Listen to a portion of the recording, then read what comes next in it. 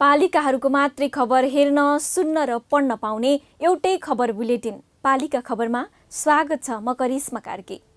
बेलुकी 6 देखि 7 बजेसम्म 1 घण्टा पालिकाका खबर लिएर प्रत्येक दिन हामी आउँछौँ। पालिका बुलेटिन भोलि दिउँसो 12 बजेदेखि 1 बजेसम्म पुनः प्रसारण हुन्छ। पालिका खबर आइसिआइडी प्रालीको ब्रान्ड हो। पालिका खबर बुलेटिन सुरु गरौँ मुख्य खबरबाट। कोरोना रोकथाम र नियन्त्रणको नाममा लाखौंको भ्रष्टाचार। एउटै नगरपालिकाले गर्यो 53 लाख घोटाला। म्याग्दीका जनता सञ्चार सुविधाबाट वञ्चित। फोन गर्न रुखको टुप्पोमा पुग्नुपर्ने बाध्यता। अधिकांश गाउँ कटुवालकै भरमा। डडुवा रोगका कारण पकेट जोनकै कृषकलाई बिउ जोगाउन सकस। 80% घट्यो सिद्धिचरणका कृषकको आलु उत्पादन। गड्डा चौकी नाकामा भारत जानेको लर्को। गाउँमै रोजगारी र उद्यम दिने जनप्रतिनिधिको बाचा अझै खल्लो। गाउँका कृषकलाई कृषि बिमामा 100% अनुदान। प्रक्रिया नै झन्झटिलो भएको कृषकको गुनासो।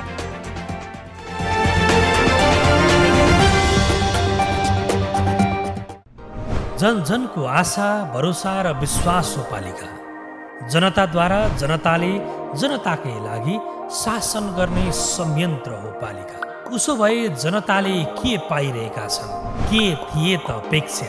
नेतृत्व, नीति र व्यवहार सही छ? बजेट, कार्यक्रम र अभियान पर्याप्त छन्?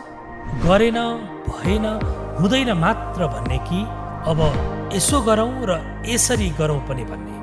पहरेदारी र खबरदारीसँगै अब दिशानिर्देश गर्नु छ। हाम्रो स्थानीय सरकारलाई सचेत गराउने हाम्रै समाचारले हो।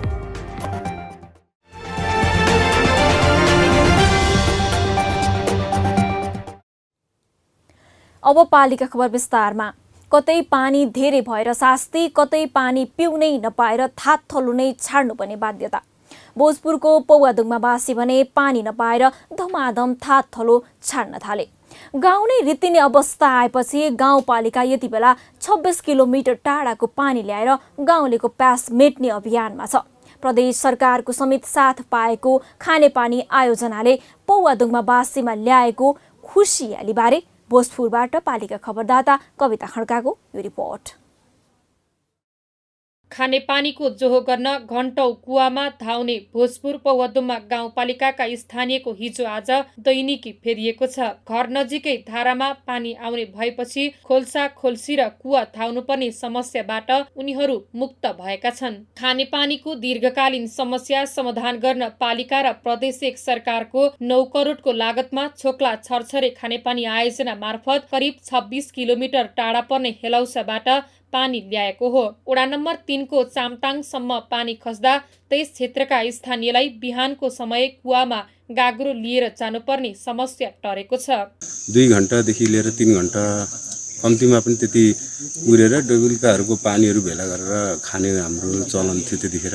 पानी भण्डारण गर्न 75,000 लिटर क्षमताको ट्याङ्की निर्माणको काम अन्तिम चरणमा पुगेको छ भने मुख्य लाइन विस्तारको काम सकिसकेको छ। आयोजना सम्पन्न भएसँगै पौवादुङमाको तिवारी भञ्ज्याङ, च्याङ्ग्रे लगायतका क्षेत्रका स्थानीयलाई प्रत्यक्ष लाभ पुग्नेछ। र अहिलेसम्म हामीले मेन लाइनको काम, पाइपलाइनको काम सम्पन्न गरिसकेका छौँ र यसमा जम्मा 4वटा रिजर्भ ट्याङ्की छन्। रिजर्भ ट्याङ्कीमा एउटा सबैभन्दा ठुलो 75 घनमिटरको अर्थात् 75,000 लिटरको चाहिँ ट्याङ्की यो अहिले लगभग यो 95% अब हामीले सबै ल्याएका छौँ। यसलाई अलिकति यसको फिनिसिङ मात्रै बाँकी रहेको छ। गाउँमा खानेपानीका लागि दिगो र भरपर्दो व्यवस्थापन हुन नसक्दा समयको नोक्सानी सँगसँगै सफा स्वच्छ खानेपानीको उपभोग गर्नबाट गाउँलेहरू वञ्चित थिए। मूलको पानी गाउँसम्म ल्याएपछि पौवादुङमा बासीको जनजीवन र दैनिकी नै परिवर्तन भएको छ। सिङ्गो बस्ती पनि खाली छ। 2वटा कारणले, एउटा बादरा आतंक, एउटा खानेपानीको अभावको कारणले चाहिँ बस्ने सरै भएको छ। अब हामीलाई विश्वास छ यो खानेपानी आइसकेपछि फेरि उहाँहरू पुनः आफ्नो चाहिँ मातृभूमि, आफ्नो पुरानो थाकथलोमा फर्किनुहुनेछ। यसका लागि यो खानेपानीले मद्दत पुर्याउनेछ। पानीको अभाव हुँदा त्यस क्षेत्रका स्थानीय अन्यन्त्र बसाइ नै सरे। यो विकराल समस्या आइलागेपछि पौवादुङमा गाउँपालिकाले काकाकुल बस्तीमा पानी खसाल्न बजेट छुट्याएको थियो। गाउँपालिकाको संयोजन र प्रदेश सरकारको आर्थिक लगानीमा विशेष गरेर ठुला बन्ने ट्याङ्कीहरू, रिजर्भ ट्याङ्कीहरू को कामहरू भइरहेको छ र यो अन्तिम चरणमा पुगेको छ। मुख्य लाइनहरू बिछ्याउने काम भइसकेको छ। मुहानदेखि खानेपानी ल्याएर वितरण गर्ने ठाउँसम्म, ट्याङ्की निर्माण गर्ने ठाउँसम्म पानी झारिसकिएको छ। स्थानीय उपभोक्ताको प्रत्यक्ष निगरानीमा सम्पन्न हुँदै गरेको खानेपानी आयोजनाले घरायसी, वातावरणीय र व्यक्तिगत सरसफाइका क्षेत्रमा समेत पक्कै पौवदुङमा बासीमा परिवर्तन आउनेछ। टाउकोमा ठूलो भारी र अनुहारभरि पसिना बोकेर 3 महिना अघि गड्डा चौकी नाकाबाट देश छिर्नेहरू भन्थे अब मरे पनि भारत जान्न। गाउँको सरकारले रोजगारी दिन्छु भनेको छ, तर 3 महिनापछि त्यही नाम्रो र उस्तै पसिना काट्दै सुदूरपश्चिम पहाडका जनता भारत छिर्दैछन्। स्थानीय सरकारको रोजगारी बाचा पूरा नभएपछि कोरोना कहर नसकिँदै रोजगारीका लागि भारत छिर्नेहरूको दुःखबारे कञ्चनपुरबाट पालिका खबरदाता केशव भट्टको यो रिपोर्ट। कोरोना महामारीले स्वदेश तथा विदेशमा रहेका युवा आफ्नो थाँथलो फर्किने क्रम अहिले पनि जारी छ। घर फर्किएकाहरूलाई रोजगारी र उद्यममा जोड्न कञ्चनपुरका स्थानीय सरकारले अनेकौं कार्यक्रम अघि सारे पनि ती कार्यक्रमले युवालाई समेट्न सकेको छैन। हाम्रो यो कोरोनाको चक्करमा हामीले कोरोनाको भएको पछि त्यही भएर इन्डिया गएर 2 रोटी कमाउनु भेजाल लागेको मान्छेहरू पश्चिमी सिमानाका गड्डा चौकी भएर रोजगारीका लागि भारत जानेहरूको लर्को दिनहुँ बढिरहेको छ। कोरोना संक्रमणबाट बच्न घर फर्किएकाहरू भोकको पीडाले पुनः भारत पस्न बाध्य भएका हुन्। अब के गर्ने सर, अब खानाको लागि त चाहियो, डर भए पनि अब एक दिन त सबैले चाहिँ मर्नु छ। अब त्यो किस्मतमा लेखेको होला, हेरौँ के हुन्छ। कञ्चनपुरका स्थानीय सरकारले स्वदेश तथा विदेशबाट आएका आफ्ना नागरिकलाई रोजगारी दिन नगर र गाउँ सभा मार्फत चालु वर्ष करोडौं रकम विनियोजन गर्दै विभिन्न कार्यक्रम अघि सारेका छन्। स्थानीय सरकारले रकम त विनियोजन गरे, तर भारत पस्ने नगर तथा गाउँवासीलाई त्यो कार्यक्रम कागलाई बेल पाक्यो, हर्ष न विस्मात जस्तै भएको छ। कारणहरू केही होइन, उनीहरूले सिकेको सिप अनुसारका कार्यक्रम स्थानीय सरकारका प्राथमिकतामा पर्नै सकेनन्।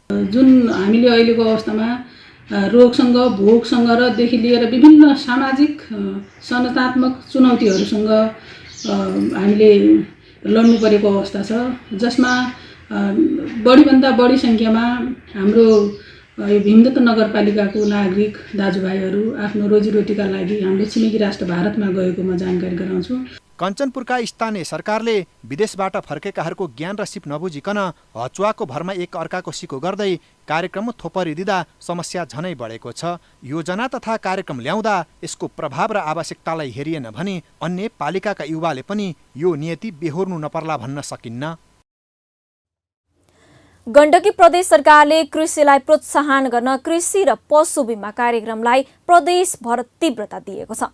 यो योजनाबाट यति बेला तनहुँका कृषकले लाभ लिइरहेका छन्, तर बिमा रकम भुक्तानीको प्रक्रिया झन्झटिलो भएकाले पहुँच नभएका र कमजोर कृषकले भने यसको फाइदा लिन नसकेको गुनासो पनि उत्तिकै छ। तनहुँबाट पालिका खबरदाता विनोद ढुङ्गानाको यो रिपोर्ट।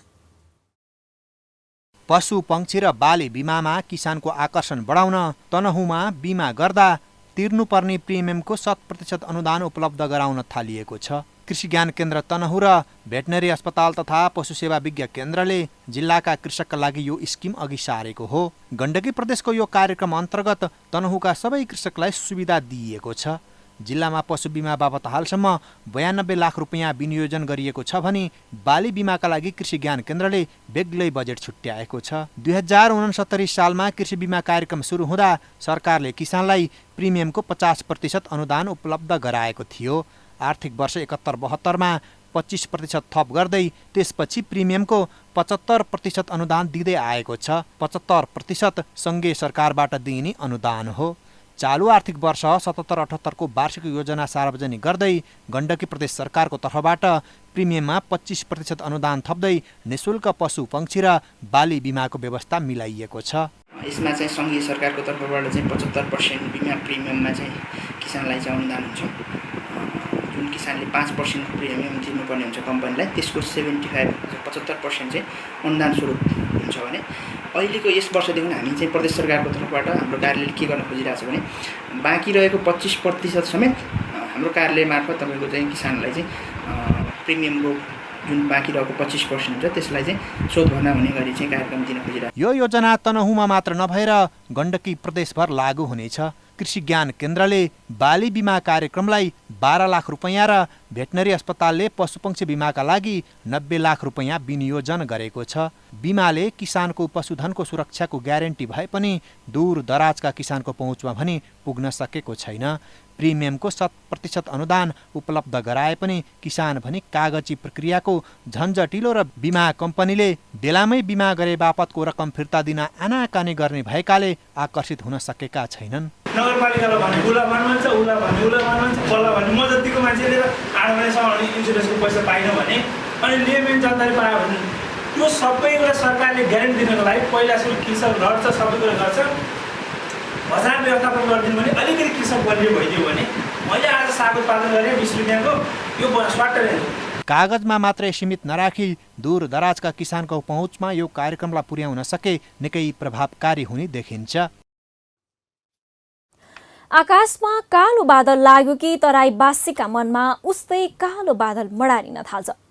दरके पानीबाट घर होइन परिवारका सदस्य नै कसरी जोगाउने भन्ने तनावमा हुन्छन् जनता। सप्तरीको राजविराज यति बेला यस्तै शास्ति खेप्दैछ। नगर प्रमुखले गाउँ गाउँमा पुगेर ढाडस त देखाए, तर पानी कहरबाट कहिले उन्मुक्ति पाउने हुन् राजविराजवासीले। यसको जवाफ न नगरसँग छ न स्थानीयवासी ढुक्कले निदाउन पाएका छन्। सप्तरीबाट पालिका खबरदाता सौरभ यादवको यो रिपोर्ट। राजविराज नगरपालिकाका स्थानीय पानी परेकै आफ्नो घरको सरसामान गुन्टा कस्न थालिहाल्छन्। कारण अरू केही होइन, कोठाभित्रै पानी पस्ने डरले। यो समस्या नगरवासीले भोग्दै र झेल्दै आएको वर्षौं बितिसक्यो, तर राजविराज नगरपालिका ढल निकासका लागि ध्यानै दिँदैन। अचम्म त के छ भने राजविराज मुलुककै पहिलो टाउन प्लानिङ गरी बसाइएको नगर पनि हो, तर ढल निकास नहुँदा सामान्य वर्षामै मुख्य सडक पोखरी बन्छ, घरका कोठा र सरकारी कार्यालयमा कम्मर कम्मर पानी जम्छ। दैनिक रूपमा जो जीवनयापन गर्ने हुन्छ, काम गरेर खाने, त्यसले पनि समस्या छ र अर्को कुरो काम गर्न जाने ठाउँमा पनि पुग्न अलिक समस्या छ। आकाशको पानी निकासका लागि नाला निर्माण गरे यो समस्या सुल्झिन्छ, तर राजविराज नगरपालिका कोरोनाको बहाना बनाएर बसिरहेको छ। शासन सत्ता फेरियो तर राजविराज नगरको अवस्था फेरिएन भन्छन् नगरवासी। हाम्रो जनप्रतिनिधिहरूले पहिले भन्नुभएको थियो कि हामी जबसम्म हाम्रो कार्यकाल हुन्छ तबसम्म हामी नाला निर्माण सबै सकाउँछौँ भनेर। अब उहाँहरूको एउटा मात्र आयो कि कोरोना आएर हामी गर्न सकेनौँ। तैपनि उनीहरूले चाह्यो भने सक्नुहुन्थ्यो, टाइममा चाह्यो भने, तर टाइममा नगरेर अब कोरोनाको एउटा त्यो बाहनाले अब आफ्नो त्यो चाहिँ गरिराख्नु भएको छ। स्थानीय तहको निर्वाचनको बेला सुन्दर समृद्ध सहरको नारा दिएर भोट माग्ने राजविराज नगरपालिकाका जनप्रतिनिधि नगरवासीको समस्या भन्दा आफ्नो सेवा सुविधामा रमाइरहेका छन्। महँगा सवारी साधन खरिद गरिरहेका छन्। आफ्नो नगरको नाला निर्माण गर्न नगरपालिका सङ्घीय र प्रदेश सरकारको मुख ताकेर बसेको छ। यस विषयमा म तपाईँलाई स्पष्टमा के भन्न चाहन्छु भने ढल निकासको लागि हाम्रो 3वटा भलभाइ खोला छ राजविराज नगरपालिकाभित्र पानी बग्ने। त्यसको लागि हामीहरू डिपिआर गरेर सबै थोक प्रोपोजल बनाएर त्यो विभागमा दिएको छु। त्यसको लागि हामीहरू 2 सालदेखि राम्रैसँग पहल गरिरहेको छु। ढल निकासको लागि यसपालि निश्चितै बजेट आउँछ होला भन्ने मलाई पूर्ण विश्वास छ। नगरवासीलाई परेको पिरमर्का किन जनप्रतिनिधिको समस्या भन्दैन? आफ्नो गाउँठाउँको ससाना विकास निर्माणका काम गर्न राजविराज नगरपालिकासँगै बजेट छ नि। पालिका खबरमा अब पालो ओपन ब्यालेटको। आजको ओपन ब्यालेटमा हामीले स्थानीय तहले उपभोक्ता समिति मार्फत गरेका विकास निर्माणका काम कस्ता छन् भनेर बाँके र बागलुङवासीलाई सोधेका छौं।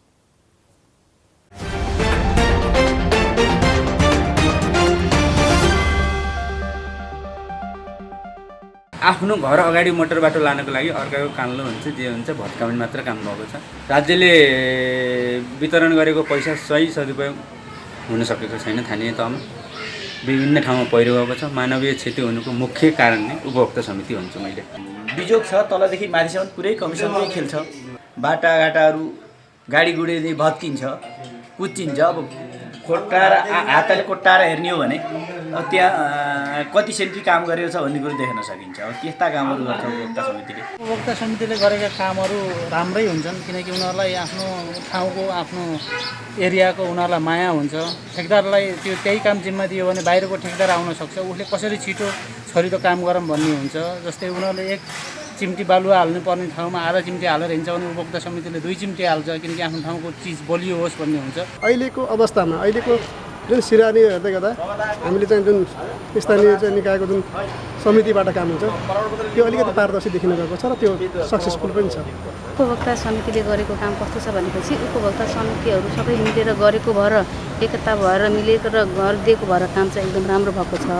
सहज जे होस् ठेकदार भन्दा पनि उपभोक्ताले गरेको काम चाहिँ पारदर्शी छ अहिलेसम्म। मलाई चाहिँ हेर्दाखेरि बिस्तारै बिस्तारै डेभलपमेन्ट भइरहेको पहिला र अहिलेकोमा धेरै फरक छ। मलाई चाहिँ एकदमै राम्रो लागिरहेछ। अनि चाहिँ मान्छेले अब त्यहाँ उपभोक्ता समिति आफै मान्छे त्यही गाउँ समाजकै टोल जहाँ बनाउने हो वहीँको मान्छेहरू समिति मिलेर सबै आफ्नो ठाउँमा आफै विकास गर्नुहुन्छ भनेपछि त्यहाँ अब बेमान गर्ने पैसा लुट्ने त्यस्तो काम कुनै पनि हुँदैन। त्यही भएर राम्रो चलिरहेछ, राम्रो लागिरहेछ। जसरी देश संहितामा गइसकेपछि अब लगभग स्थानीयहरूको सहभागिता होस् भन्ने एउटा मान्यता रहन्छ। त्यसै अनुरूप जस्तै अब विकास निर्माणका कार्यहरूलाई ठुला ठुला ठेकापट्टामा दिएर हैन काम कुराहरू पूर्ण रूपमा नहुने हैन बीचमा कामहरू छोडेर जाने स्थिति रहन्थ्यो भनेपछि अब उपभोक्ता समिति गठन भइसकेपछि आफ्नै गाउँठाउँमा उपभोक्ता समितिहरूले सक्रियताका साथ कामहरू सहभागिता हुने र कामहरू सम्पन्न गर्ने र आफ्नो टोला मोहल्लाहरूलाई आफ्नो स्थानीय बस्ने ठाउँहरूलाई विकासको कामहरूमा सक्रिय सहभागिता जनाउने रहेको हुनाले त्यो समितिको एउटा उपयोगिता नै देखिने गरिरहेको छ।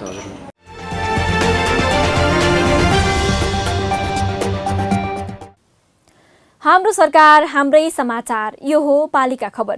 महत्त्वपूर्ण खबर लिएर एकैछिनमा आउने नै छौं। अबको पालो ब्रेक अघि मुख्य खबर। कोरोना रोकथाम र नियन्त्रणको नाममा लाखौंको भ्रष्टाचार, एउटै नगरपालिकाले गर्यो 53 लाख घोटाला। म्याग्दीका जनता सञ्चार सुविधाबाट वञ्चित, फोन गर्न रुखको टुप्पोमा पुग्नुपर्ने बाध्यता। अधिकांश गाउँ कटुवालकै भरमा। डडुवा रोगका कारण पकेट जोनकै कृषकलाई बिउ जोगाउन सकस, 80% घट्यो सिद्धिचरणका कृषकको आलु उत्पादन। गड्डा चौकी नाकामा भारत जानेको लर्को, गाउँमै रोजगारी र उद्यम दिने जनप्रतिनिधिको बाचा अझै खल्लो। र तनहुका कृषकलाई कृषि बीमामा 100% अनुदान, प्रक्रिया नै झन्झटिलो भएको कृषकको गुनासो।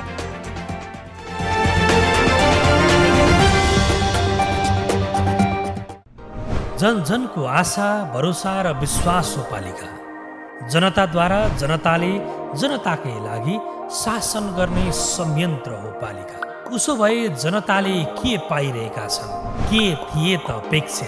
नेतृत्व, नीति र व्यवहार सही छ? बजेट, कार्यक्रम र अभियान पर्याप्त छन्? गरेन, भएन, हुँदैन मात्र भन्ने कि अब यसो गरौँ र यसरी गरौँ पनि भन्ने? पहरेदारी र खबरदारीसँगै अब दिशानिर्देश गर्नु छ। हाम्रो स्थानीय सरकारलाई सचेत गराउने हाम्रै समाचारले। कोरोना भाइरसका कारण लामो समय देश ठप्प भयो। कृषकले उत्पादन गरेका तरकारी बजारसम्म पनि पुग्न पाएनन्। उत्पादित तरकारी बिक्री नभए पनि अर्को साललाई बिउ त जोगिएला भनेर ढुक्क ओखलढुङ्गा सिद्धिचरण नगरपालिकाका जनता यति बेला चिन्तामा छन्। नगरलाई आलु उत्पादनका लागि पकेट क्षेत्र घोषणा गरिए पनि प्रधानमन्त्री कृषि आधुनिकीकरण परियोजनाको व्यवस्थाका कारण यस क्षेत्रका जनतालाई बिउ समेत जोगाउन हम्मे परेको छ। ओखलढुङ्गाबाट पालिका खबरदाता शिवप्रसाद ढुङ्गानाको यो रिपोर्ट। आलु खेतीबाट वर्षैभरको घर खर्च धान्दै आएका ओखलढुङ्गाका स्थानीय किसानलाई यो वर्ष बिउ जोगाउनै सकस परेको छ। सिद्धिचरण नगरपालिका वडा नम्बर 6 को जनतरखानी आलु उत्पादनको पकेट क्षेत्र हो। तर यो वर्ष आलु उत्पादन पकेट क्षेत्रमै डडुवा रोग लागेपछि किसानलाई लगानी नउठ्ने चिन्ताले थप पिरोलेको छ।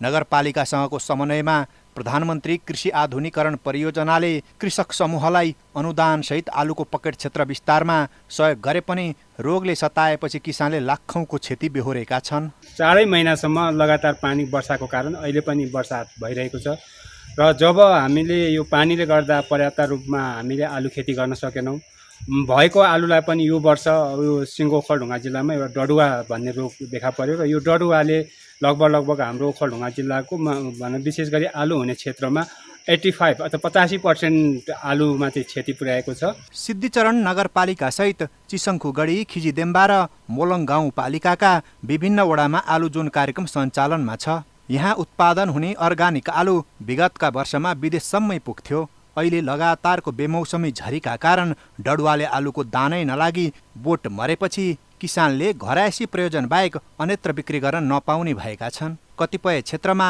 आलु उत्पादन 80% घटेकाले किसानको लगानी खेर जाने अवस्था आएको हो।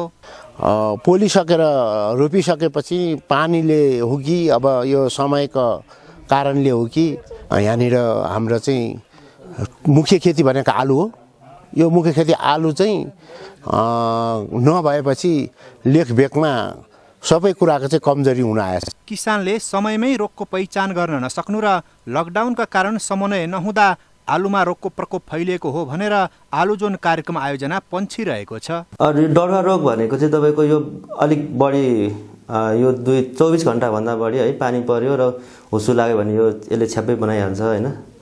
र यो यसको लागि चाहिँ विषादी नै युज गर्नुपर्ने हुन्छ है। र हामीले डडुवा रोग अवरोधक जातहरू लगाउन सकिन्छ, एउटा जरङतेपहरू भन्ने हुन्छ होइन। त्यो यसपालि पोहोर हामीले बाँडेको पनि थियो, अब यसपालि कार्यक्रम पनि हुनेछ होइन।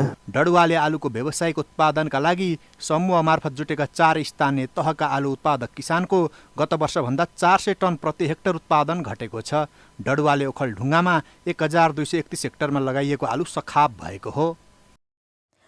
रुद्राक्षदेखि श्रीखण्डसम्मका रोग छन्। बगैँचामा पस्ने बित्तिकै आनन्दको बासना, हरियाली उस्तै। प्रदेश 5कै पहिलो जडीबुटी उद्यानको कुरा हो यो। जडीबुटी खोज्न भिरपाखा नै धाउनुपर्ने बाध्यतालाई अब गुल्मीको इस्मा गाउँपालिकाको यो जडीबुटी उद्यानले प्रदेशको माग धान्नेछ केही समयमै। उद्यान पुगेर गुल्मीका पालिका खबरदाता टोपलाल अर्यालले तयार पारेको यो रिपोर्ट। प्रदेश नम्बर 5 को पहिलो उद्यान गुल्मीको इस्मा गाउँपालिका वडा नम्बर 5 रजस्थलको राधाकृष्ण टोलमा छ। उद्योग, पर्यटन, वन तथा वातावरण मन्त्रालयले गत वर्षदेखि यो जडीबुटी उद्यानलाई सञ्चालनमा ल्याएको हो। मन्त्रालय अन्तर्गतको वन निर्देशनालय डिभिजन वन कार्यालयको 1 करोड लागतमा जडीबुटी उद्यान निर्माण गरेको हो। यो उद्यानले मध्य पहाडी क्षेत्रमा पाइने बढी व्यावसायिक महत्त्व भएका जडीबुटी, गैरकाष्ठ वन पैदावारको प्रदर्शन, तिनको सूचना प्रवाह र निजी क्षेत्रसँगको सहकार्यमा व्यवसायीकरण गर्न र जडीबुटी पर्यटनमा सहयोग पुर्याउनेछ। बहुमूल्य जडीबुटीको व्यावसायिक उत्पादनले युवाहरूलाई स्वदेशमै आर्थिक उपार्जन गर्न टेवा पुर्याउने उद्देश्यले उद्यान सञ्चालनमा ल्याइएको हो। आफ्नै ज्ञान, सिप, क्षमता भएको आफ्नै चाहिँ ठाउँमा गर्न सकिने, रोजगारी भोलि दिन सकिने, आज केही बोट बिरुवाहरू आफ्नो चाहिँ खेतबारीमा लगायो भने 8-10 वर्षपछि गएर यहाँ चाहिँ आउँदाखेरि त्यसले फल दिन सक्ने अवस्था सिर्जना होस्। यो केन्द्रले त्यो अवस्था सिर्जना गरोस् भनेर चाहिँ यो जडीबुटी उद्यान स्थापना गरिएको। देशहाल पुज्ने सार्कीपाटा सामुदायिक वनको 2.54 हेक्टर क्षेत्रफलमा फैलिएको उद्यानमा अग्रौड, रुद्राक्ष, श्रीखण्ड, एभोकाडो, टिमोर लगायतका 28 प्रजातिका बहुमूल्य बिरुवाहरू रोपिएको छ। स्थानीय जंगल अहिले वनमाराले भरिएको र व्यक्तिगत कयौं जग्गा बाँझो पल्टिएका बेला उद्यान निर्माणले देशहाल पुज्ने सार्कीपाटा सामुदायिक वनको स्वरूप फेरिएको छ। तर उद्यानमा काम जति हुनुपर्ने हो त्यो भने भएको छैन। यो सूचना केन्द्रलाई अझै चाहिँ परिष्कृत गरेर चाहिँ अगाडि ल्याउनको निमित्त, विकसित बनाउनको निमित्त चाहिँ स्थानीय तहले मतलब हाम्रो चाहिँ गाउँपालिकाले चाहिँ अब के गर्नुपर्ने हो, जिम्मेवारी चाहिँ यहाँ चाहिँ प्रदान गरौँ भने हामीले यसलाई हाम्रो सोच अनुसार चाहिँ अगाडि बढाउने छौँ। उद्यानको लागि अघिल्ला 2 वर्षमा 5 नम्बर प्रदेश सरकारले रकम छुट्याए पनि यस वर्ष प्रदेश सरकारले रकम निकासानै गरेको छैन। यो उद्यान इस्मावासीको मात्र होइन, प्रदेश सरकारकै आम्दानीको स्रोत बन्न सक्छ। तसर्थ यसको विकासमा प्रदेश र इस्मा सरकारले ध्यान दिनु जरुरी छ। अब पालो पालिका टकको। हामीसँग हुनुहुन्छ धादिङ धुनिवेशी नगरपालिकाका नगर प्रमुख बालकृष्ण आचार्य। प्रमुखज्यू, स्वागत छ पालिका टकमा। धन्यवाद। हामीलाई बताइदिनुहोस् न, कोरोना रोकथाम र नियन्त्रणमा नगरले कसरी काम गरिरहेको छ? कोरोना अब रोकथामै त गर्न सकिएको छैन। अब धुनीबेसी नगरपालिकालाई हामीले अहिलेसम्म चाहिँ सुरक्षित छ भनेर भन्ने गरेका छौँ र अहिले आजका दिनसम्म चाहिँ हामीले सुरक्षित महसुस पनि गरेका छौँ। धुनीबेसी नगरपालिकामा 28-30 जनाको नामावली प्रकाशन भइरहँदा धुनीबेसीमै बस्ने नागरिकहरूमा चाहिँ कोरोना पोजिटिभ भएको छैन। उहाँहरू अब कामका सिलसिलामा विशेष गरी काठमाडौँ ललितपुर बस्ने चाहिँ नागरिकहरूकोमा चाहिँ बढी देखिएको छ र अहिलेसम्म त्यस्तो नराम्रो दुर्घटना पनि हुनु परेको छैन। अब एकजना व्यक्तिको चाहिँ अब मृत्यु भयो। उहाँ चाहिँ लामो समयदेखि काठमाडौँकै बस्नुभएको चाहिँ नागरिक हुनुहुन्थ्यो। अब यो विषयमा हामीले नियन्त्रणको लागि चाहिँ हामीले सुरुका दिनदेखि नै जबसम्म चैत्र 10 गतेबाट लकडाउन सुरु भयो, हामी 11 गतेबाट नै जनताको बिचमा हामी गयौँ, घुलमिल भयौँ। उहाँहरूलाई चाहिँ हामीले गाडीबाट माइकिङ गर्नेदेखि जनचेतनाहरू जगाउने कामहरूमा लाग्यौँ र यो कोभिड-19 को बारेमा चाहिँ उहाँहरूलाई हामीले के हो त कोरोना यो विषयमा उहाँहरूलाई सुसूचित गऱ्यौँ र उहाँहरूलाई आफ्ना यसका चाहिँ मापदण्डहरू जुन दूरीहरू कायम गर्ने कुराहरू, सेनिटाइजर, मास्क, साबुन पानीका विषयहरूमा हामीले उहाँहरूलाई बुझायौँ र व्यवसाय जहाँ चाहिँ होटेल व्यवसायहरू, किराना व्यवसायहरू, जो अत्यावश्यक सामानका औषधि लगायतका व्यवसाय गर्ने चाहिँ व्यक्तित्वहरूलाई पनि व्यवसायहरूलाई पनि हामीले आफै चुनहरू लिएर गएर उहाँहरूको बजारमा पसलमा किन्न आउने ग्राहकहरूको लागि चाहिँ लाइनमा बस्नसम्म हामीले सिकाउने कामहरू गऱ्यौँ र यी विविध कारणले गर्दा उहाँहरूले पनि आफ्ना सुरक्षाका उपायहरू अपनाउनु भयो र यो विषयमा हामीले अलिकति सचेतना समयमा अपनाएको हुनाले अब भयावह स्थिति आउने बाटोबाट चाहिँ हामीले अलिकति ब्रेक लगायौँ भन्ने हाम्रो बुझाइ छ। अब त्यसै गरी अरू चाहिँ जो चाहिँ ज्याला मजदुरी गरेर खानेहरूको हामीले वडाबाट लिस्ट तयार गरेर वास्तविक पीडितहरू को हुनु उहाँहरूको पहिचान गरेर हामीले राहत वितरण गर्ने कामहरू गऱ्यौँ। अब यसै गरी हामीले चाहिँ कोभिडको बारेमा आफ्ना नागरिकहरूलाई जो बाहिरबाट आउनुभएको छ उहाँहरूलाई चाहिँ क्वारेन्टाइनको व्यवस्थापन गऱ्यौँ र क्वारेन्टाइनमा राखेर उहाँहरूलाई चाहिँ अब बिदाई गर्ने कामहरू हामीले गऱ्यौँ। हजुर मेयर साहब, गर्न त काम एकदम राम्रो गर्नु भएको छ। समग्र नगरको विकासमा तपाईँहरूले के कस्ता कार्यक्रम अघि बढाउनु भएको छ बताइदिनुहोस् न। अब समग्र नगरको बारेमा त हाम्रो धेरै कार्यक्रमहरू छन्, हामीले सबै क्षेत्रलाई समेटेका छौँ।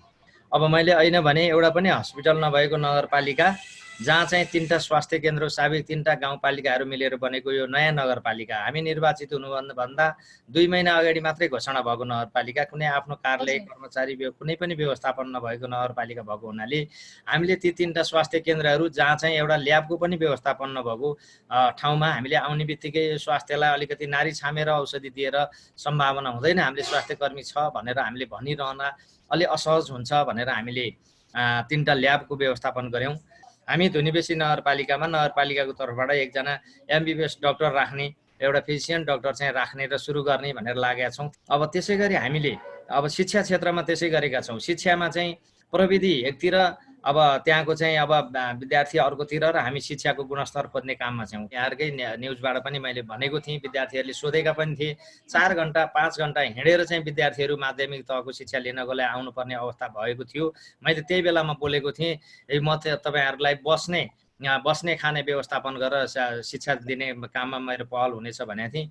यदि यो कोभिड नभएको थियो भने हामी चैतको यो शैक्षिक सत्रबाट चाहिँ हामीले राखिसक्थ्यौँ। हाम्रो रुमहरू, बस्ने बेडहरू सबै हामीले व्यवस्थापन गरिसकेका छौँ। अब स्कुल खोल्ने बित्तिकै हामी ती भाइ बहिनीहरूको लागि जो 4 घन्टा 5 घन्टाबाट हिँडेर आउनुपर्ने टाढाका भाइ बहिनीहरू छन् उनीहरूलाई आवासीय विद्यालय सञ्चालन गर्ने गरी हामी अघि बढिसकेका छौँ। हजुर मेयर साहब, समय दिनुभयो, यहाँलाई धेरै धेरै धन्यवाद। हस्, धन्यवाद। यहाँको मिडिया मार्फतबाट मेरो केही कुराहरू राख्ने मौका दिनुभएकोमा यहाँहरूलाई पनि धेरै धेरै धन्यवाद।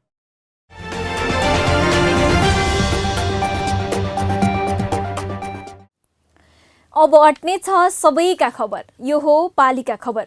महत्त्वपूर्ण खबर लिएर एकैछिनमा आउने नै छौँ। अबको पालो ब्रेक अघि मुख्य खबर।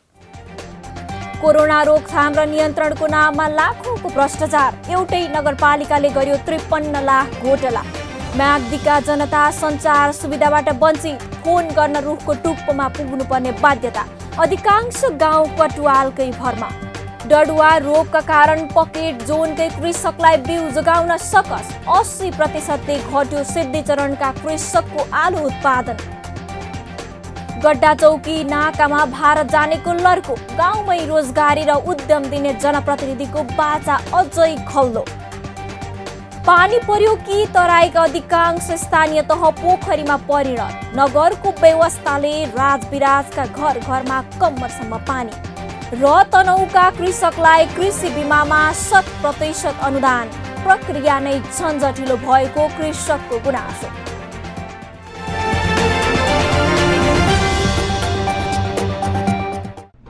जन जनको आशा, भरोसा र विश्वास हो पालिका। जनताद्वारा जनताले जनताकै लागि शासन गर्ने संयन्त्र हो पालिका। उसो भए जनताले के पाइरहेका छन्? के थिए त अपेक्षा? नेतृत्व, नीति र व्यवहार सही छ? बजेट, कार्यक्रम र अभियान पर्याप्त छन्? गरेन, भएन, हुँदैन मात्र भन्ने कि अब यसो गरौँ र यसरी गरौँ पनि भन्ने? पहरेदारी र खबरदारीसँगै अब दिशानिर्देश गर्नु छ। हाम्रो स्थानीय सरकारलाई सचेत गराउने हाम्रै समाचारले हो। अब अट्नेछ सबैको खबर। यो हो पालिका खबर।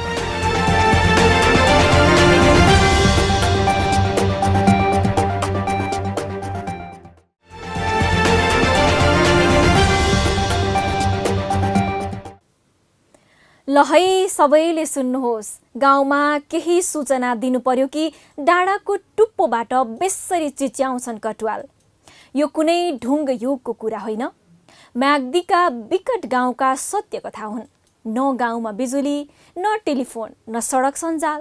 स्थानीय जनप्रतिनिधि आएपछि गाउँमै टेलिफोन सेवासम्म पुग्नेमा ढुक्क म्याग्दीका स्थानीयको शास्तिबारे म्याग्दीबाट पालिका खबरदाता सन्तोष गौतमको यो रिपोर्ट। हिमाली जिल्ला म्याग्दीका जनता भरपर्दो सञ्चारको सुविधाबाट वञ्चित छन्। जिल्लामा टेलिकमका 26वटा मोबाइल, 5वटा ल्यान्डलाइन र 4वटा वाइम्याक्स गरेर 35वटा बिटिएस टावर छन्। विद्युत सुविधा नभएका ठाउँमा सौर्य ऊर्जा जडान गरेर सञ्चालित टावरले घाम लाग्दा काम गर्छ, हावाहुरी लाग्दा र बर्सातको समयमा अवरुद्ध हुन्छ। म्याग्दीको रघुवङ्ग गाउँपालिकाको कुइने मङ्गले र चिमखोला, धौलागिरी गाउँपालिकाको लुलाङ, मल्कभाङ र बगरमा सरकारी स्वामित्वको नेपाल टेलिकम र एनसेल लगायत निजी कम्पनीले मोबाइल सेवा अझै विस्तार गरेका छैनन्। विद्युत सुविधा नपुगेको म्याग्दीका दुर्गम क्षेत्रमा टेलिकमले जडान गरेको भिस्याट प्रविधिको फोन प्रयोगविहीन छ। सूचना प्रविधिले फड्को मार्यो भनिरहँदा त्यस क्षेत्रका स्थानीयवासी मोबाइलमा कुरा गर्न अहिले पनि घन्टौँ पैदल हिँडेर छिमेकी गाउँ, डाँडा र टावर टिप्ने ठाउँ खोज्दै रुखमा चढ्नुपर्ने बाध्यता छ। यो टावरले चाहिँ हेर्नु समय छ फोनले, त्यही चाहिँ डाँडा मात्र देखि अलिक फोन लाग्छ, तर चाहिँ तलबाट गएर नलाने, यहाँबाट नलाने, यो डाँडातिर गएर फोन लाग्छ। अलि समस्या छ फोन नलाग्दाखेरि। एकदम समस्या। यो चाहिँ छिटो भन्दा छिटो यो चाहिँ टेलिफोनको व्यवस्था भइदियो। 1,13,000 जनसङ्ख्या भएको म्याग्दीमा 90,317 थान सिम वितरण गरी 90% नागरिकमा मोबाइल फोनको पहुँच विस्तार गरेको नेपाल टेलिकमको दाबी छ। तर ग्रामीण क्षेत्रमा सूचना प्रवाह गराउन अझै टोलटोलमा परम्परागत कटुवाल प्रथाको सहारा लिनु परेको छ। सञ्चार र प्रविधिको अहिलेको युगमा पनि परम्परागत कटुवाल प्रथा म्याग्दीका गाउँमा कायमै छ। 7 बजेदेखि 9 बजेसम्म 4 नम्बर वटाको झारा बनेको छ। स्कुल घरमा माटो फाल्नको लागिलाई 5 नम्बरको पनि छुटपुट भनेको छ। ल सुन। सञ्चार नहुँदा जिल्लावासी मात्र होइन, स्थानीय सरकारका काम पनि प्रभावित छन्। म्याग्दीका स्थानीय सरकार, मन्त्रालय, विभाग र अन्य निकायले जारी गर्ने निर्देशन सूचनाका बारेमा पनि बेखबर हुन्छन्। सूचना ढिलो थाहा पाउँछन्। भरपर्दो सञ्चारको पहुँच नहुँदा वडा, बैङ्क तथा वित्तीय संस्थाको सेवा प्रवाहमा समेत कठिनाइ भएको छ। हाम्रो म्याग्दी जिल्लाको टेलिकम शाखा कार्यालयको प्रमुखजीलाई मैले फोन हानेर उहाँलाई भेटेर पनि स्वयं भेटेर पनि यो नेटवर्क सम्बन्धी चाहिँ मैले उहाँलाई चाहिँ समस्या सम्बन्धी मैले जानकारी गराएको थिएँ। म्याग्दीका स्थानीय सरकारको प्राथमिकतामा नपर्दा र नेपाल टेलिकमसँगै निजी कम्पनीको लापरवाहीका कारण जनताले मोबाइलमा कुरा गर्न डाँडा र रुख खोज्दै हिँड्नु परेको छ। यो विकराल समस्या जनप्रतिनिधिले कहिले सम्बोधन गर्ने हो? जनप्रतिनिधिले केही गरेनन्, काम नै भएन भन्नेको मुखमा मजाले बुझो लगाइदिएका छन् पाँचथरको मिक्लाजुङ गाउँपालिकाका अध्यक्ष अमरराज माखिमले। कृषकलाई मकै आलुदेखि कोदोसम्ममा अनुदान त बाँडिरहेकै छन्। गाउँमा चिडियाघर बनाउनेदेखि जडीबुटी हब बनाउने सम्मका काम उनकै पालामा हुँदैछन्। यी उदाहरणीय जनप्रतिनिधिका सफलताका कथाबारे पाँचथरबाट पालिका खबरदाता गिरिराज बास्कोटाले तयार पारेको यो रिपोर्ट। जनताको नजिकको सरकारको रूपमा मानिएको स्थानीय सरकारका प्रमुख तथा उपप्रमुख महँगो गाडी चढेको भनेर आलोचना हुने गरेको सुन्न पाइन्छ। स्थानीय तहमा जनप्रतिनिधि निर्वाचित भएसँगै अन्य प्राथमिकतालाई छाडेर 4 चक्के गाडीलाई पहिलो प्राथमिकतामा राखेको पाइन्छ। तर पाँचथरको दक्षिणी मिक्लाजुङ गाउँपालिकाका अध्यक्ष अमरराज माखिम भने फरक देखिएका छन्। उनी मोटरसाइकलमा दौडिन्छन्। स्थानीय तहको कार्यान्वयनपछि यो गाउँपालिकामा विकासले छलाङ मारेको छ। गाउँपालिकाको केन्द्र रवि बजार पनि सहरीकरण हुँदै गएको छ। बजार क्षेत्रमा सडक कालोपत्रे भएको छ। नयाँ गाउँपालिका अध्यक्ष आइसके पछाडि चाहिँ प्रदेश सरकारको सहयोगमा चाहिँ मेक्लाजुङ गाउँपालिकाको केन्द्र रवि बजार चाहिँ पिच भएको छ। त्यसले गर्दाखेरि बर्खा याममा चाहिँ बजार हिलाममै हुने गर्थ्यो योभन्दा अगाडि भने अहिले सुन्दर बजार देख्न सक्छौँ हामी। गाउँपालिकाका विभिन्न क्षेत्रमा पूर्वाधार निर्माण तथा अन्य प्रयोजनका लागि स्थानीय बासिन्दाले 275 रोपनी जग्गा निशुल्क रूपमा दान दिएका छन्। जग्गा दिएको ठाउँमा पूर्वाधार निर्माणको काम पालिकाले अगाडि बढाएको छ। त्यति मात्र कहाँ हो र, पालिकाले 40 मुरीभन्दा धेरै दान फलाउने र 4 फुट अग्लो र 20 फुट लम्बाइको थाङ्ग्रो मकै फलाउने किसानलाई पनि 1 लाख अनुदान दिने घोषणा गरेको छ। यो घोषणापछि किसान हौसिएका छन्। गाउँपालिकाका जनता कृषिमा आधारित भएकाले उनीहरूको जीवनस्तर सुधार्न यो योजना पालिकाले अघि सारेको हो। कृषिको लागि अनुदान कार्यक्रम ल्याइएको थियौँ हामीले, जुन कृषकहरूलाई 40 मुरी धान फलाउनेलाई 1 लाख र मकै 20 फुट लम्बाइ र 4 फुट हाइट भएकोलाई 1 लाख र प्रति केजी आलुमा चाहिँ 35 मनदेखि वो फलाउनेलाई 20 रुपियाँ अनुदान दिने प्रति केजी भनेर हामीले ल्याएका थियौँ।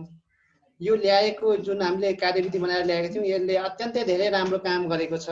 जडीबुटी भन्ने डाँडामा बुद्ध पार्क बनाउने योजना गाउँपालिकाले गौरवको आयोजनाको रूपमा अघि सारेको छ भने मिक्लाजुङ डाँडा लगायतका पर्यटकीय गन्तव्यको विकास तथा प्रचारमा पालिका अहोरात्र खटिएको छ। पालिकाले सडक खानेपानीसँगै स्वास्थ्य र शिक्षा क्षेत्रमा गरेका काम निकै उदाहरणीय छन्। गाउँपालिकालाई टुकीमुक्त गर्नका लागि निम्न आर्थिक अवस्थाका 250 परिवारलाई टुकी वितरण गरिसकेको छ। जनप्रतिनिधि पार्टीको होइन जनताको हुन सक्नुपर्छ। पालिका खबर बुलेटिनमा अब पालो पालिकामा आजको। आज दिनभर कुन पालिकामा के भयो?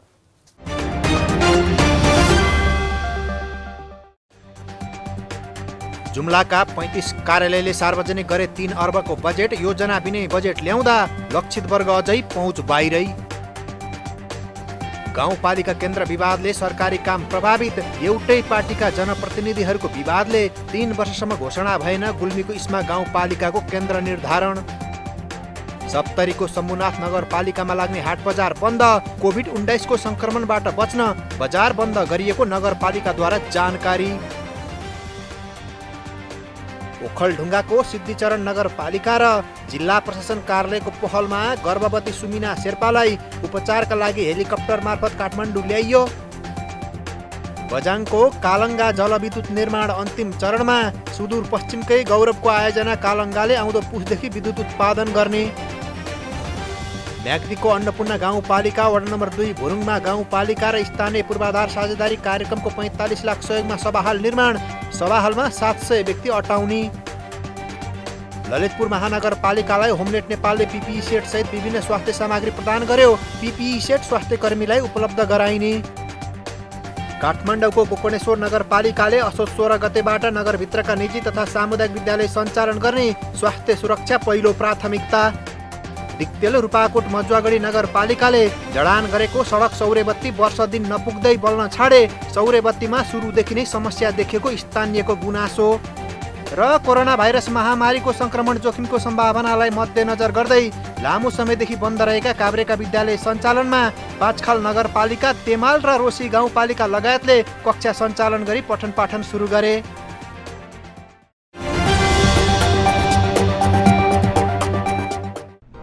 जन जनको आशा, भरोसा र विश्वास हो पालिका। जनताद्वारा जनताले जनताकै लागि शासन गर्ने संयन्त्र हो पालिका। उसो भए जनताले के पाइरहेका छन्? के थिए त अपेक्षा? नेतृत्व, नीति र व्यवहार सही छ? बजेट, कार्यक्रम र अभियान पर्याप्त छन्? गरेन, भएन, हुँदैन मात्र भन्ने कि अब यसो गरौँ र यसरी गरौँ पनि भन्ने? पहरेदारी र खबरदारीसँगै अब दिशानिर्देश गर्नु छ। हाम्रो स्थानीय सरकारलाई सचेत गराउने हाम्रै समाचार। का कारण जनता घरमा बन्दी भइरहँदा कतिपय स्थानीय तहका जनप्रतिनिधि र कर्मचारीलाई भने कोरोना रोग कमाई खाने भाँडो भएको छ। कोरोना नियन्त्रण रोकथाममा केन्द्र सरकारले दिएको बजेट मात्र होइन, स्थानीय तहले नै जुटाएको रकममा पनि ठूला खाले अनियमितता धमाधम देखिन थालेपछि गाउँका सरकारमाथि प्रश्न उठ्न थालेको छ। बैतडीको एउटा गाउँपालिकामा कोरोनाका नाममा भएको भ्रष्टाचारबारे बैतडीबाट पालिका खबरदाता सीपी लोहियाको यो रिपोर्ट। कोरोना रोकथाम र नियन्त्रणका लागि स्थानीय सरकारका जनप्रतिनिधिहरू विगत 6 महिनादेखि अहोरात्र खटिएका छन्। स्थानीय सरकारले आफ्नो सम्पूर्ण शक्ति महामारी नियन्त्रणमा परिचालन गरिरहँदा जनप्रतिनिधिहरूले कतै ताली त कतै गाली पाएका छन्। बैतडीको पाटन नगरपालिकाका जनप्रतिनिधिहरू पनि गालीका पात्र बनेका छन्। कारण अरू केही होइन, गत आर्थिक वर्ष 76-77मा कोरोना रोकथाम तथा नियन्त्रणमा गरेको खर्चमा अनियमितता गरिएको पाइएपछि खर्च पारदर्शी नभएको स्थानीयले गुनासो गरेपछि गत 17 साउनको नगरसभाबाट गठित छानबिन समितिले अनियमितता भएको निष्कर्ष निकालेको छ। नगरसभा सदस्य भीमदत्त भट्टको संयोजकत्वमा गठित छानबिन समितिले शुक्रबार प्रतिवेदन सार्वजनिक गरेको छ। उक्त प्रतिवेदनमा 53,15,721 रुपियाँ असुल उपर गर्नुपर्ने देखिएको छ। यो रकममा बिल भरपाई मात्र होइन, वास्तविक दर रेट भन्दा निकै बढी रकममा सामान खरिद गरिएको देखियो। अहिले यो अध्ययनको क्रममा जाँदाखेरि पहिला हामीलाई पनि यो अध्ययन थिएन, यो के छ कसरी छ भित्र के कुराहरू छन्, तर अहिले यो अध्ययनको क्रममा पुग्दाखेरि देख्दाखेरि हामीले यहाँ जो बुझ्यो अहिले यसलाई चाहिँ नि 53 लाख चाहिँ यो हामीले उहाँले दिएको बताएको आधारमा छ, उहाँले देखाउनै खोजिन्छन्, उहाँले गरेका प्रक्रियाहरू पुगेका छन्। कोरोना संक्रमण रोक्न संघीय सरकारले लकडाउन गरेको बेला पाटन नगरपालिकाले विपन्न र गरिबलाई बाँडेको दालमा पनि ठूलो गडबडी देखिएको छ। व्यापारीले 140 रुपियाँ प्रति किलोको दरले दाल दिने प्रतिबद्धता गरेको थिए, तर खरिद गर्दा 185 रुपियाँको बिल बनाइएको छ। 1 किलो दालमा 45 रुपियाँ अनियमितता भएको छानबिन समितिले प्रतिवेदन बुझाएको छ। गाडी भाडा, राहत वितरण, राष्ट्रपतिको स्वागत कार्यक्रम, इन्धन र सवारी, आइसोलेसन कक्ष निर्माण, सञ्चार, तालिम कार्यक्रम, सवारी साधन मर्मत, भ्रमण भत्ता लगायतका शीर्षकमा अनियमितता भएको प्रतिवेदनमा औँल्याइएको छ। अनियमिततामा संलग्नमाथि कारबाही हुनेमा स्थानीय भने ढुक्क छैनन्। अब यो नगरपालिकाले कार्यपालिकाले गरेका निर्णय र नगरपालिकाले गरेको निर्णयहरू र बजेट जति खर्च भयो या अनियमितता भयो भन्ने कुरो चाहिँ प्रस्तुत आयो, यसको जवाब नगरपालिका प्रमुखज्यूले दिनु पर्यो। छानबिन समितिले प्रतिवेदनमा औँल्याएका विषय कार्यान्वयन गर्ने हो भने जसले गडबडी गरेका छन् सबैबाट पाटन नगरपालिकाले रकम असुल्ने भएको छ। नगर प्रमुखको बोली व्यवहारमा लागू हुन्छ कि हुँदैन त्यो भने हेर्न बाँकी नै छ। पत्र लेखेर कारबाहीको दायरामा ल्याउनु पर्यो। कारबाहीको दायरामा म चाहिँ समाधानले कारबाही गरिसक्नु पर्यो। एकदम म कारबाहीको दायरामा ल्याउने प्रयास चाहिँ गर्छु। म यहाँ आपद विपद र दुःखका बेलामा नगरवासीलाई सहयोग गर्ने पाटन नगरले कोरोना रोकथाम र नियन्त्रणमा गरेका सम्पूर्ण खर्च सार्वजनिक गर्नुको विकल्प छैन। नगरको विकासका लागि नागरिकले चुनेका पाटन सरकारका जनप्रतिनिधि राजनीतिक र व्यक्तिगत स्वार्थमा रुमलिँदा नीति निर्माण र योजना कार्यान्वयन ठप्प बनेको छ। यसतर्फ पनि ध्यान दिने कि? पालिका खबर बुलेटिनको अन्ततिर छौं। मुख्य खबर पुनः एकपटक। कोरोना रोकथाम र नियन्त्रणको नाममा लाखौंको भ्रष्टाचार। एउटै नगरपालिकाले गर्यो 53 लाख घोटाला। म्याग्दीका जनता सञ्चार सुविधाबाट वञ्चित, फोन गर्न रुखको टुप्पोमा पुग्नुपर्ने बाध्यता। अधिकांश गाउँ कटुवालकै भरमा। डडुवा रोगका कारण पकेट जोनकै कृषकलाई बिउ जोगाउन सकस। 80% घट्यो सिद्धिचरणका कृषकको आलु उत्पादन। गड्डा चौकी नाकामा भारत जानेको लर्को। गाउँमै रोजगारी र उद्यम दिने जनप्रतिनिधिको बाचा अझै खल्लो। पानी पर्यो कि तराईका अधिकांश स्थानीय तह पोखरीमा परिणत। नगरको व्यवस्थाले राजविराजका घर घरमा कम्मरसम्म पानी। र तनहुका कृषकलाई कृषि बिमामा 100% अनुदान। प्रक्रिया नै झन्झटिलो भएको कृषकको गुनासो। हवस् त आजको पालिका खबर बुलेटिन यति नै।